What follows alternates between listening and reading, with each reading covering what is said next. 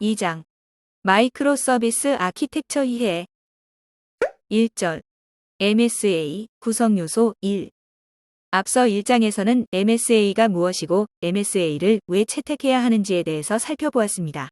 이번 시간에는 더 자세하게 MSA로 설계하려면 어떤 요소들이 필요한지, 어떤 사례가 있는지, 그리고 어떻게 도입해야 하는지에 대해서 알아보는 시간을 갖겠습니다.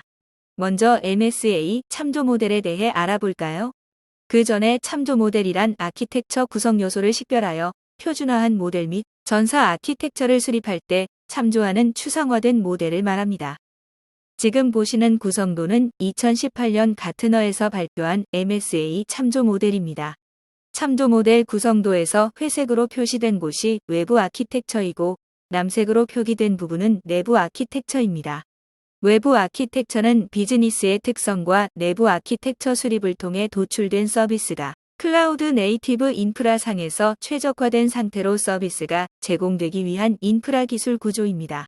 참조 모델을 통해 기업의 특성에 맞는 외부 아키텍처를 정하고 구축에 필요한 기술 요소를 실수 없이 도출하고 정의할 수 있으므로 가능하면 성공한 외부의 참조 모델을 기반으로 외부 아키텍처 컴포넌트를 정의하는 것이 좋습니다. 외부 아키텍처 구성 요소 참조 모델 예시를 통해 각 구성 요소에 대해서 자세히 알아보도록 하겠습니다.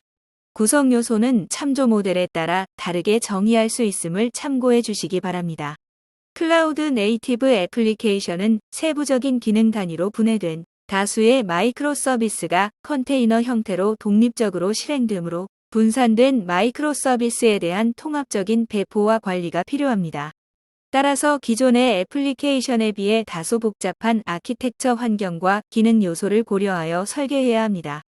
아래 그림은 가트너, IBM 등에서 제시하는 클라우드 네이티브 참조 아키텍처를 기반으로 한 외부 아키텍처 예시로 API 게이트웨이, 서비스 메시, 런타임 플랫폼, CI/CD, 백엔드 서비스, 텔레메트리 서비스로 구성됩니다. 마이크로 서비스 아키텍처는 내부의 서비스에 대한 단일한 접점을 외부로 제공하는 API 게이트웨이, 마이크로 서비스의 제어를 담당하는 서비스 메시, 애플리케이션 실행 단위인 컨테이너의 실행 환경 관리 기능을 제공하는 런타임 플랫폼, 마이크로 서비스 단위의 독립적인 개발, 배포를 지원하는 자동화된 CI/CD, 애플리케이션이 구동하기 위한 지원 기능을 제공하는 백엔드 서비스, 클라우드 기반 인프라와 가상화 환경의 애플리케이션에 대한 헬스 체크 및 모니터링 환경 등 6개 요소로 구성됩니다. 이제 각 요소에 대해 자세히 살펴보도록 하겠습니다. 첫 번째 구성 요소는 API 게이트웨이입니다. API 게이트웨이는 모든 클라이언트 요청에 대한 엔드포인트를 통합하는 서버로 서비스 앞단에 위치하여 모든 API 호출을 받으며 받은 API 호출을 인증 후 적절한 서비스들의 메시지를 전달할 수 있도록 하는 역할을 합니다. 즉, API 게이트웨이는 API 중개자로서 다수 API 서버의 관리와 모니터링을 용이하게 합니다. 그리고 내부의 서비스로 외부로부터 들어오는 접근을 내부 구조를 드러내지 않고 처리하기 위한 요소이기도 합니다. 사용자 인증과 권한 정책 관리를 수행합니다. API 게이트웨이를 사용하는 주된 이유 중 하나는 여러 백엔드 서비스를 호출하고 결과를 집계하고 분석할 수 있으며 마이크로 서비스에 릴레이되는 요청수를 파악할 수 있기 때문입니다. 그렇다면 API는 과연 무엇일까요? API는 어플리케이션 프로그래밍 인터페이스의 줄임말로 정의 및 프로토콜 집합을 사용하여 두 소프트웨어 구성 요소가 서로 통신할 수 있게 하는 메커니즘입니다. 예를 들어 기상청의 소프트웨어 시스템에는 일일 기상 데이터가 들어 있습니다. 휴대폰의 날씨 앱은 API를 통해 이 시스템과 대화하여 휴대폰에 매일 최신 날씨 정보를 표시합니다. 더 쉽게 이해할 수 있도록 아래 그림을 통해 API의 예를 들어보겠습니다. API는 레스토랑에서 주문 요청을 듣고 요리사에게 가서 음식을 가져가는 웨이터로 생각할 수 있습니다. 고객은 웨이터에게 음식을 주문합니다. 웨이터는 이 주문을 셰프에게 전달하고 셰프는 음식을 조리하여 웨이터에게 전달합니다. 그러면 웨이터는 다시 해당 음식을 지정한 고객에게 내갑니다. 이와 같이 API는 사용자가 요청한 내용을 서버 백엔드 시스템으로 전달하는 통신 기능을 합니다. 그럼 이 API는 어떻게 작동할까요? API 아키텍처는 일반적으로 클라이언트와 서버 측면에서 설명됩니다. 요청을 보내는 애플리케이션을 클라이언트라고 하고 응답을 보내는 애플리케이션을 서버라고 합니다. 따라서 앞선 RC 예시에서 기상청의 날씨 데이터베이스는 서버이고 모바일 앱은 클라이언트라고 할 수 있습니다. API의 작동 방식은 네 가지로 나눌 수 있습니다. 먼저 REST API는 오늘날 웹에서 볼 수 있는 가장 많이 사용되고 유연한 API입니다. 클라이언트가 서버의 요청을 데이터로 전송합니다. 서버가 이 클라이언트 입력을 사용하여 내부 함수를 시작하고 출력 데이터를 다시 클라이언트에 반환합니다. 두 번째로 GraphQL은 API용 쿼리 언어로 REST API에 비해 클라이언트가 필요한 데이터를 정확하게 요청할 수 있는 방식입니다. 그렇기 때문에 과도한 가져오기가 줄어드는 특징이 있습니다. 세 번째는 RPC API입니다. 원격 프로시저 호출이라고도 하는데요. 클라이언트가 서버에서 함수나 프로시저를 완료하면 서버가 출력을 클라이언트로 다시 전송합니다. 그리고 gRPC는 구글에서 개발한 대표적인 RPC 프레임워크로 내부 API로서 자주 사용되며 서버, 클라이언트 간의 양방향 통신 지원합니다. 마지막 SOAP API는 단순 객체 접근 프로토콜을 사용합니다. 클라이언트와 서버는 XML을 사용하여 메시지를 교환합니다. 과거에 더 많이 사용되었으며 유연성이 떨어지는 특징이 있습니다. MSA에서 각 서비스의 기능을 호출하는 REST API에 대해 알아보겠습니다. REST API는 두 컴퓨터 시스템이 인터넷을 통해 정보를 안전하게 교환하기 위해 사용하는 인터페이스입니다. REST는 웹에 존재하는 모든 자원에 고유한 URI를 부여하여 자원에 대한 주소를 지정하는 방법론 또는 규칙을 말합니다. HTTP를 지원하는 프로그램 언어로 클라이언트 서버를 구현하여 대규모의 고성능 통신을 안정적으로 지원할 수 있고 여러 플랫폼에서 사용할 수 있습니다. REST API의 특징에 대해 알아보겠습니다. 첫 번째, REST API는 URI로 지정한 리소스에 대한 조작을 통일되고 한정적인 유니폼 인터페이스로 수행해야 합니다. 두 번째, REST 서버는 API 제공, 클라이언트는 사용자 인증이나 세션, 로그인 정보 등을 직접 관리하는 구조로 각각의 역할이 확실히 구분되기 때문에 클라이언트와 서버에서 개발해야 할 내용이 명확해지고 서로 간 의존성이 줄어들게 됩니다. 세 번째, REST API는 무상태성 성격을 갖습니다. 다시 말해 작업을 위한 상태 정보를 따로 저장하고 관리하지 않습니다. 세션 정보나 쿠키 정보를 별도로 저장하고 관리하지 않기 때문에 API 서버는 들어오는 요청만을 단순히 처리하면 됩니다. 때문에 서비스의 자유도가 높아지고 서버에서 불필요한 정보를 관리하지 않음으로써 구현이 단순해집니다. 네 번째, REST의 가장 큰 특징 중 하나는 HTTP라는 기존 웹 표준을 그대로 사용하기 때문에 웹에서 사용하는 기존 인프라를 그대로 활용이 가능합니다. 따라서 HTTP가 가진 캐싱 기능이 적용 가능합니다.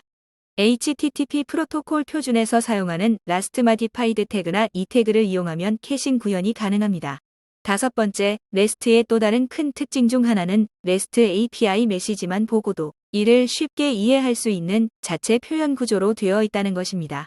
마지막 REST 서버는 다중 계층으로 구성될 수 있으며 보안, 로드 밸런싱, 암호화 계층을 추가해 구조상의 유연성을 둘 수 있고 프록시, 게이트웨이 같은 네트워크 기반의 중간 매체를 사용할 수 있게 합니다. REST 방식을 쉽게 표현하면 자원의 표현에 의한 상태 전달이라고 할 수 있습니다. REST 방식은 자원, 행위, 표현 세 가지가 필수 요소입니다. 자원에서는 해당 사이트에서 특정 자원의 위치를 나타내는 유일한 주소인 URI로 표현되며 행위는 HTTP 메소드로만 정의되어야 합니다. 마지막으로 표현은 클라이언트가 자원의 상태에 대한 조작을 요청하면 이에 대한 응답을 JSON, XML 등 파일로 보내게 됩니다. 행위를 표현하기 위해 주로 사용하는 HTTP 메소드는 POST, GET, PUT, DELETE가 있습니다. POST는 요청된 자원을 생성하며 새로 작성된 리소스인 경우 URI 주소를 포함하여 응답합니다. GET은 요청받은 URI의 정보를 검색하여 특정 데이터 혹은 리스트를 조회합니다. PUT은 요청된 자원을 수정할 때 사용됩니다. 클라이언트는 PUT 요청 시 바디에 JSON 데이터를 설정하고 컨택트 타입의 애플리케이션 제이슨을 지정해야 합니다. 딜리트 메소드를 사용하면 자원을 제거할 수 있습니다. 딜리트 요청은 서버 상태를 변경할 수 있지만 사용자에게 적절한 인증이 없으면 요청은 실패합니다. API 게이트웨이는 클라우드 네이티브 애플리케이션의 주요 특징 중 하나인 경량 메커니즘으로 통신하는 독립적인 서비스 환경을 구축하는 데 핵심적인 역할을 수행합니다. 단순히 서비스 요청에 대한 라우팅 기능뿐만 아니라 프로토콜 변환 인증인가, 사용량 제한, 로깅 및 API 조합 기능 등의 복합적인 기능을 수행한다. API 게이트웨이의 기능의 자세한 내용은 표를 살펴보시기 바랍니다. 마이크로 서비스 아키텍처에서 API 라우팅과 관리를 담당하는 API 게이트웨이의 중요성은 점점 더 커지고 있습니다. 또한 시스템이 복잡해지고 하이브리드 클라우드와 멀티 클라우드의 활용이 늘어남에 따라 단일 API 게이트웨이가 아닌 멀티 API 게이트웨이의 사용도 증가하는 추세에 있습니다. API 게이트웨이 도구는 클라우드 환경에서 사용될 수 있는 오픈소스 솔루션과 상용 솔루션이 존재합니다. 오픈소스로는 줄, 콩 등이 있습니다. 넷플릭스의 줄이 오픈소스의 대표적인 예라고 할 수 있습니다. 줄의 주요 기능은 크게 5가지입니다. 유레카 클라이언트를 내장하여 인스턴스 IP를 동적으로 식별하여 라우팅하며 트레이스 정보와 서비스 호출 상태를 모니터링할 수 있습니다. 리본 클라이언트를 내장하여 호출에 대한 로드 밸런싱을 하고 서킷 브레이커와 다양한 필터 기능까지 지원합니다. 두 번째로 살펴볼 MSA 구성 요소는 서비스 메시입니다. 서비스 메시란 MSA의 분산 네트워크 환경에서 서비스 간 통신을 제어하는 애플리케이션에 내장된 전용 인프라 계층을 말합니다. 다른 서비스로의 요청 전달을 제어하고 서비스 검색, 로드 밸런싱, 암호화, 관찰 가능성, 추적 가능성, 인증 및 권한 부여, 회로 차단기 패턴 지원을 비롯한 중요한 기능을 제공합니다. 다시 말해 서비스 메시는 애플리케이션의 서비스 간 모든 통신을 처리하는 소프트웨어 계층입니다.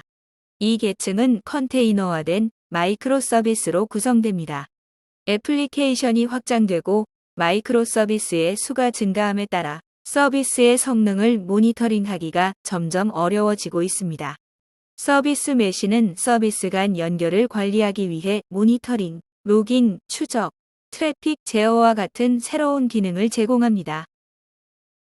이러한 기능은 각 서비스의 코드와 독립적이므로 네트워크 경계를 넘어 여러 서비스 관리 시스템에서 작동할 수 있습니다.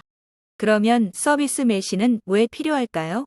서비스 메시 없이 동작하는 마이크로 서비스는 서비스 간 커뮤니케이션을 통제하는 로직으로 코딩해야 하기 때문에 개발자들이 비즈니스 로직에 집중하지 못하게 됩니다.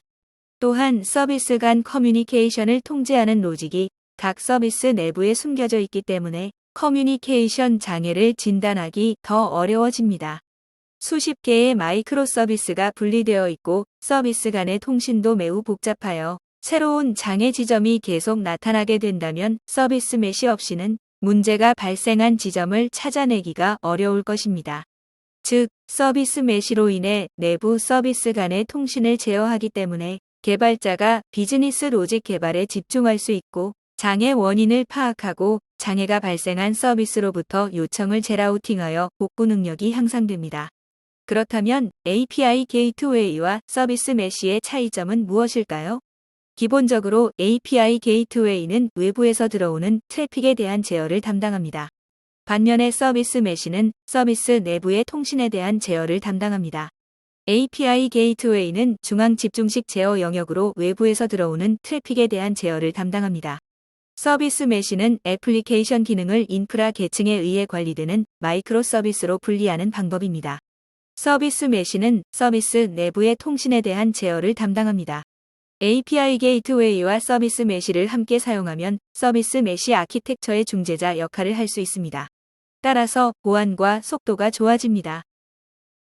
마이크로 서비스 기반의 애플리케이션을 개발하고 서비스 메시를 구현하는 데 있어서 소스 코드와 서비스 메시를 구현하는 코드가 얼마나 밀접하게 엮여 있는지 정도에 따라 3가지 유형으로 분류할 수 있습니다. 기존에는 애플리케이션 소스코드에 서비스 메시를 위한 코드를 삽입하는 방식이었으나 최근에는 기존의 서비스와 독립적인 서비스 메시를 위한 별도의 프록시 서비스 구현 방식으로 발전하고 있습니다. 대표적인 오픈소스로는 이스티오를 예로 들 수 있습니다. 이스티오의 주요 기능은 크게 5가지입니다. 각 서비스 간 트래픽 API 호출을 제어하고 호출을 보다 안정적으로 만듭니다. 또한 서비스와 서비스 간의 종속성을 관리하며 트래픽 간의 특성 및 흐름을 파악하여 이슈를 신속하게 파악하는 관찰 가능성이 있습니다.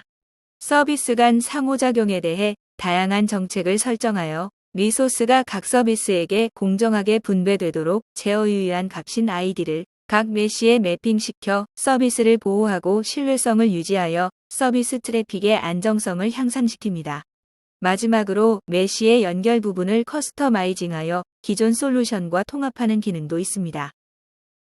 세 번째 MSA 구성 요소는 런타임 플랫폼입니다. 런타임 플랫폼은 컨테이너화된 워크로드와 서비스를 관리하기 위한 이식성이 높고 확장 가능한 오픈소스 기반 컨테이너 플랫폼을 말합니다. 여러 클러스터의 호스트 간 애플리케이션 컨테이너의 배치, 스케일링, 운영, 자동화 기능을 갖고 있습니다. 런타임 플랫폼 도구는 컨테이너와 마이크로 서비스 아키텍처를 규모에 따라 관리할 프레임워크를 제공합니다. 컨테이너 라이프 사이클 관리에 사용할 수 있는 도구는 다양하며 그중 쿠버네티스, 도커 스웜, 아파치 메소스가 널리 사용됩니다. 쿠버네티스는 컨테이너 오케스트레이션 도구의 한 종류이며 엄청난 인기로 인해 사실상 표준으로 사용되고 있습니다. 컨테이너 오케스트레이션 도구는 컨테이너 호스트와 컨테이너의 증가에 따라 분산된 서버의 다수 컨테이너를 효율적으로 관리하기 위해 등장하게 되었습니다. 쿠버네티스의 주요 기능은 상태 관리, 스케줄링, 클러스터, 서비스 디스커버리, 리소스 모니터링, 스케일링, 롤아웃 롤백 기능이 있습니다. 쿠버네티스는 줄여서 K8S라고 부르기도 합니다.